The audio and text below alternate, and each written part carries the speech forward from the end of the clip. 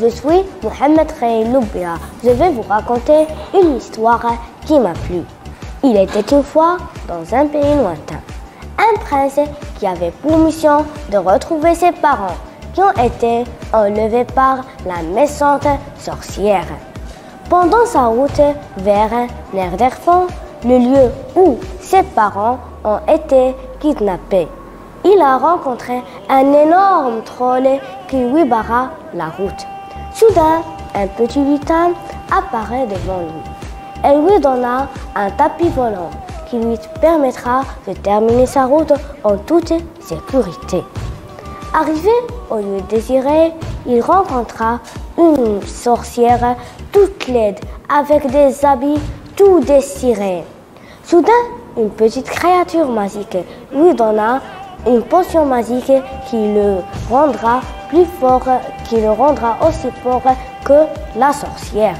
Après un long combat avec la sorcière, le prince fut vainqueur et délivra ses parents et rentrèrent au château tout joyeux.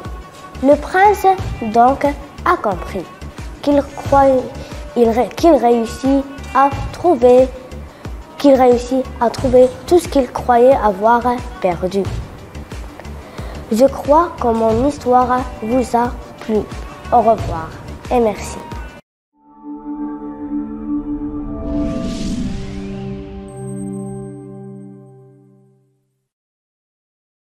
Quant à moi, Ryan Koueche, je vais vous raconter avec mes amis toute l'histoire de Blanche-Neige, depuis sa naissance jusqu'à son mariage.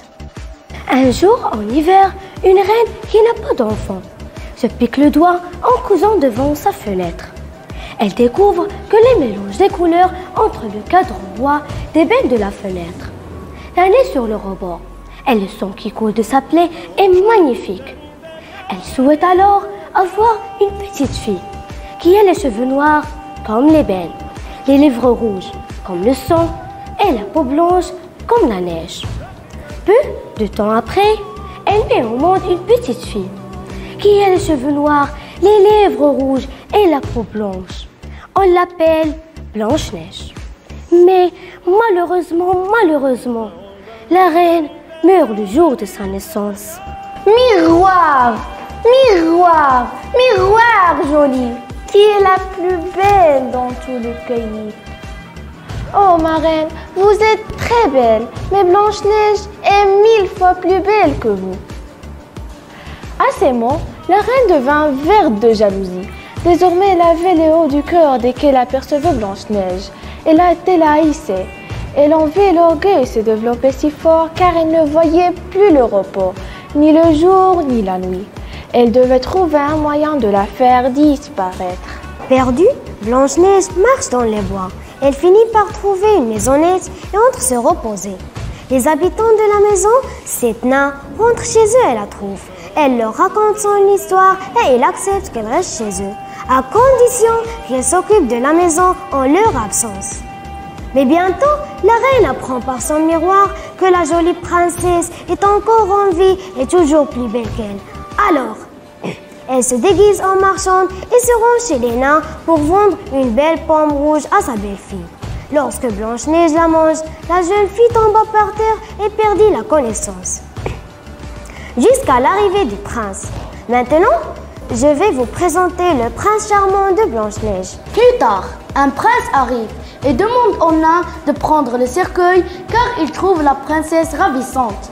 Pendant le voyage, le cercueil tombe et le morceau de pomme sort de la gorge de Blanche-Neige. Elle se réveille et rencontre le prince. Il tombe amoureux d'elle et se marie.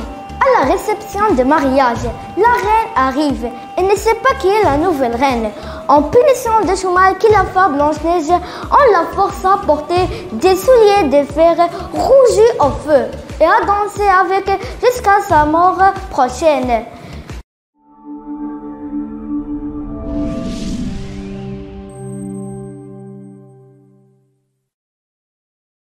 Bonjour les amis, aujourd'hui je vais vous raconter un conte qui m'a beaucoup plu. C'est le conte du petit poisson et le pêcheur. Un jour, un vieux pêcheur ramène dans son filet un petit poisson et décide de le manger. Pour se tirer des mains du pêcheur, le petit poisson lui proposait de laisser du temps à grandir et le suppliait de revenir mordre l'hameçon au bout de quelques temps. Mais le pêcheur refusa et lui dit « Faudrait que j'eusse perdu esprit si je me fiais à tes promesses. » Le pêcheur frira le petit poisson dans un poêle et le mangea. Un pied vaut mieux que deux, tu l'auras. L'un est sûr, l'autre ne l'est pas.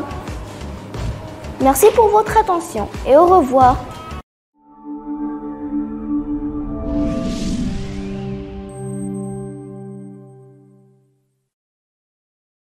Bonjour tout le monde, je suis Dohan Ftouhi et maintenant je vais vous raconter une merveilleuse histoire. Tom Sawyer. Écoutez bien, Tom Sawyer est un petit garçon orphelin qui n'aime pas beaucoup aller à l'école. Il vit aux États-Unis, dans la ville de Saint-Pétersbourg, au bord du fleuve Mississippi avec sa tante Polly. Son demi-frère est Sid Sawyer et Mary sa cousine, mais celui qu'il préfère, c'est son grand copain Huck le Griffin.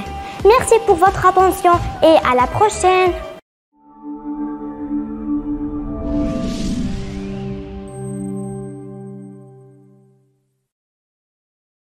Bonjour, je suis de retour avec vous, votre amie Sarah Khalil. Aujourd'hui, je vais vous raconter une histoire qui m'a beaucoup plu. Il était une fois une princesse qui vivait dans un château. La princesse est gentille et aime les gens. Elle porte une robe rose et un serre-tête dans ses cheveux blancs. C'est une princesse qui aime les fleurs. Dans le jardin du château, il y a des fleurs. Alors un jour, elle va le cueillir. Elle lui arrive et l'avale tout cru. Un voleur passe près du jardin, il aperçoit le loup. Il l'attrape et le met dans son sac. Il va se régaler et le faire cuire dans sa cheminée. Mais il ne sait pas que dans le ventre du loup, il y a une princesse. Quand il a coupé le ventre du loup, il a vu la princesse. Elle lui fait peur en disant qu'il va la faire cuire avec le loup. Soudain, la princesse a une idée pour s'en sortir. Elle appelle son ami le génie qui accepte de la sauver à condition qu'elle devienne sa femme. La princesse accepte alors de se marier avec le génie. Le génie fait un tour magique et tous les deux se sauvent de la maison du voleur. Ils vont au château de la princesse où ils se marient, font des enfants. Ils sont heureux. Mon projet touche à sa fin. Alors, au revoir et à la prochaine!